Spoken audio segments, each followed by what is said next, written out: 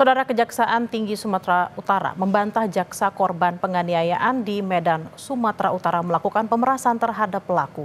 Kejati juga menyebut pelaku hanya berasumsi. Sementara jaksa yang menjadi korban penganiayaan, kondisinya kini berangsur membaik. Kondisi jaksa John Wesley Sinaga dan staf tata usaha Kejari Deli Serdang Asensio Huta Barat perlahan dikabarkan membaik usai mendapatkan perawatan di Rumah Sakit Columbia Asia, Medan, Sumatera Utara.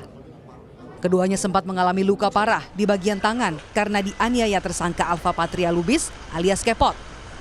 Kepala Kejaksaan Tinggi Sumatera Utara, Idianto, yang menjenguk korban di rumah sakit menyebut, kini kondisi kedua korban telah membaik.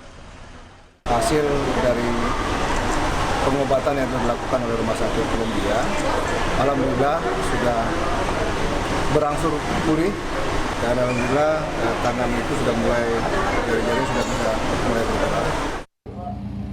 Kejati Sumatera Utara juga membantah informasi yang menyebut korban kerap melakukan kekerasan terhadap pelaku.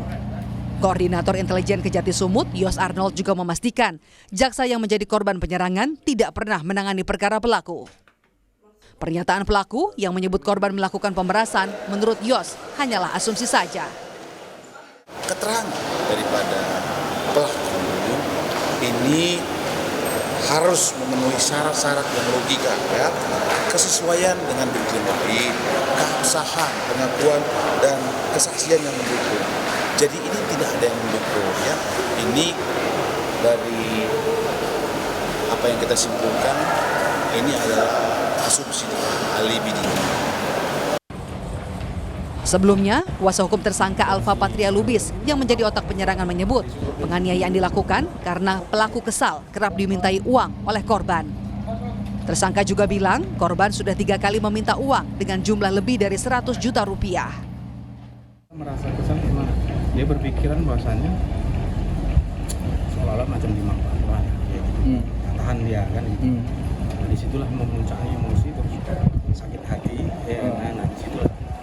Berarti si jaksa ini meminta uang si Kepot ini berarti tujuan untuk mengurus kasus ini, Bang? Lebih kurang seperti itu.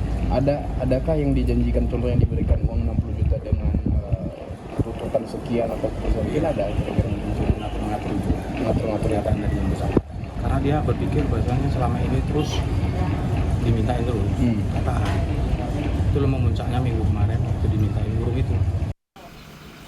Ketua DPR Puan Maharani menegaskan tidak boleh ada intimidasi dan segala bentuk intimidasi harus diusut tuntas. Soal pembahasan terkait pengamanan kejaksaan oleh TNI, menurut Puan telah diatur dalam Undang-Undang TNI yang akan diperkuat melalui peraturan Presiden atau Perpres. Intinya tidak boleh ada intimidasi, kalau kemudian ada intimidasi usut tuntas.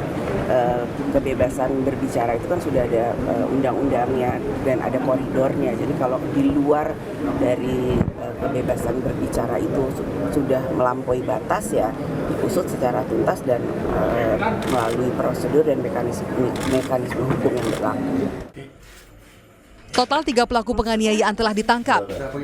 Pelaku ketiga, Mardian Syah alias Bendil, diduga berperan sebagai pengemudi sepeda motor yang membawa tersangka kedua, Surya Dharma, yang bertindak sebagai eksekutor.